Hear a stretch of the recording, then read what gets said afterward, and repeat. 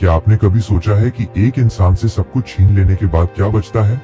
उसका घर, उसकी पहचान, उसके कपड़े, उसके अपनों का साथ और यहाँ तक कि उसकी इज्जत भी। अगर ये सब खत्म हो जाए तो क्या वो इंसान फिर भी जिंदा रहना चाहेगा? आज से लगभग 80 साल पहले एक इंसान एक ऐसे नरक में खड़ा था जहाँ मौत रोज उसके कान में फुसफुसाती थी। चारों तरफ कटीली तारें थीं, बंदूकें थीं और हवा में जलती हुई लाशों की गंध थी। उस इंसान का नाम था डॉक्टर विक्टर फ्रैंकल। वो कोई मामूली इंसान नहीं, दिमाग के डॉक्टर थे, लेकिन उस वक्त वो सिर्फ एक नंबर थे, 119, 104।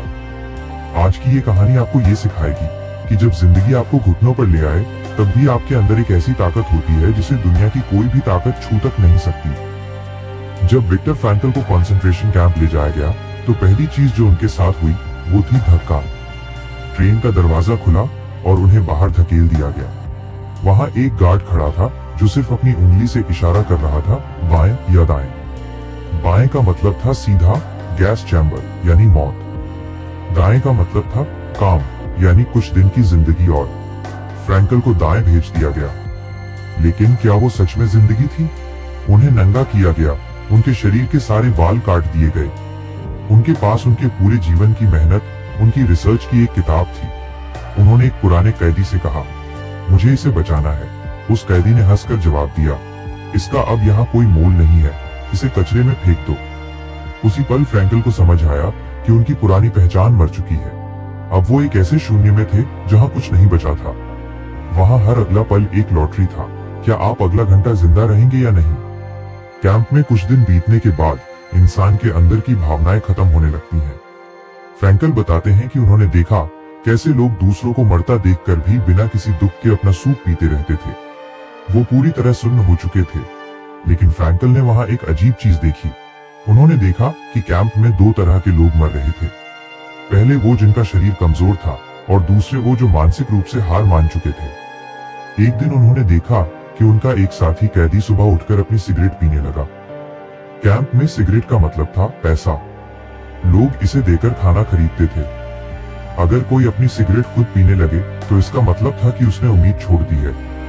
उसे पता है कि वो अब नहीं बचेगा, तो वो अपने आखिरी पलों में थोड़ा मजा लेना चाहता है। और ठीक 2 दिन बाद उस आदमी की मौत हो गई। फ्रैंकल ने समझा कि मौत पहले दिमाग में आती है, शरीर में बाद में। यहाँ फ्रैंकल ने एक बहुत बड़ी खोज की। उन्होंने एक महान दार्शनिक की बात को याद किया, जिस इंसान के पास जीने के लिए एक क्यों है, वो किसी भी कैसे को बर्दाश्त कर सकता है। फ्रैंकल ने अपने दिमाग में 2 वजहें बनाई। एक, प्रेम। वो कड़कड़ाती ठंड में बर्फ हटा रहे होते, पैरों में गहरे जख्म होते, गार्ड्स मार रहे होते, लेकिन वो अपने दिमाग में अपनी पत्नी का चेहरा लाते। वो उनसे बातें करते। उन्हें नहीं पता था उनकी पत्नी जिंदा है या नहीं, लेकिन उन्होंने महसूस किया कि प्यार ही वो आखिरी मंजिल है जिसे इंसान पाना चाहता है। प्यार शरीर से परे होता है। 2, मकसद।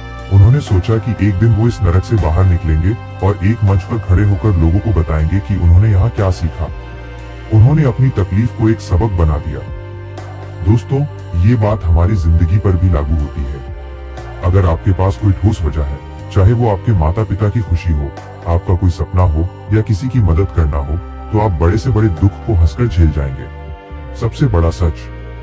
अब जो मैं कहने जा रहा हूँ वो इस पूरी समरी का सबसे कीमती हिस्सा है।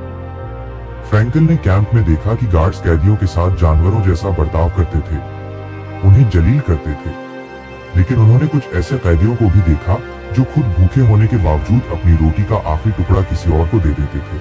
वहां फ्रैंकल को समझ आया कि इंसान से सब कुछ छीना जा सकता है, लेकिन उसकी एक आजादी कोई नहीं ले सकता, और वो है अपना नजरिया चुनने की आजादी। आपके साथ क्या हो रहा है ये शायद आपके हाथ में ना हो, लेकिन उस पर आप कैसे प्रतिक्रिया देंगे ये सिर्फ और सिर्फ आपके हाथ में है। आप दुख में टूट सकते हैं या उस दुख को अपनी ताकत बना सकते हैं। ये फैसला आपका है। जब फ्रैंकल आजाद हुए, उन्हें पता चला कि उनका पूरा परिवार मारा जा चुका है। वो बिल्कुल अकेले थे, लेकिन उन्होंने हार नहीं मानी। उन्होंने लोगोथेरेपी नाम की एक चिकित्सा पद्धति शुरू की। वो कहते हैं कि आज के नौजवान उदासी, डिप्रेशन में क्यों है? क्योंकि उनके पास सब कुछ है, पर जीवन का कोई अर्थ, मीनिंग नहीं है। लोग सिर्फ मजे के पीछे भागते हैं, पर खुशी कभी भागने से नहीं मिलती। खुशी हमेशा तब आती है जब आप किसी बड़े मकसद के लिए काम करते हैं। फ्रैंकल ने कहा, जिंदगी जिंदगी में अर्थ 3 तरीकों से मिलता है। 1. कर्म, कुछ ऐसा काम करना जो आपके जाने के बाद भी दुनिया में रहे। 2. अनुभव, किसी से दिल से प्यार करना या कुदरत की खूबसूरती को महसूस करना। 3. दुख के प्रति रवैया, जब दुख को टाला न जा सके तो उस दुख को एक बलिदान समझकर सहना। तो अंत में मैं आपसे बस एक सवाल पूछना चाहता हूँ। अक्सर हम पूछते हैं, जिंदगी का क्या मतलब है? फ्रैंकल कहते हैं, जिंदगी हमसे ये सवाल पूछती है। हम सवाल करने वाले नहीं बल्कि जवाब देने वाले हैं, और हमारा जवाब हमारी बातें नहीं बल्कि हमारे कर्म होने चाहिए। अगर आज आप किसी मुश्किल में हैं तो याद रखिए, डॉक्टर विक्टर फ्रैंकल ने नरक में रहकर भी उम्मीद नहीं छोड़ी थी। आपकी मुश्किल तो शायद उससे बहुत छोटी होगी। उठिए, अपनी जिंदगी का एक मकसद ढूंढिए और दुनिया को दिखा दीजिए कि आपका क्यों कितना मजबूत है। तो दोस्तों, डॉक्टर विक्टर फ्रैंकल की ये कहानी हमें सिखाती है कि दुनिया आपसे सब कुछ छीन सकती है, लेकिन आपकी उम्मीद और आपका नजरिया नहीं। याद रखिएगा, आपकी जिंदगी का मतलब आपको खुद तय करना है। अगर आप इस अद्भुत किताब मैन सर्च फॉर मीनिंग को पूरा पढ़ना चाहते हैं और अपनी सोच को बदलना चाहते हैं, तो मैंने इसे खरीदने का लिंक डिस्क्रिप्शन और पिन कमेंट में दे दिया है। इसे एक बार जरूर पढ़िएगा। वीडियो अच्छी लगी हो तो इसे लाइक करें और उन लोगों के साथ शेयर करें जिन्हें आज हिम्मत की जरूरत है। मिलते हैं अगली वीडियो में, तब तक अपना ख्याल रखें।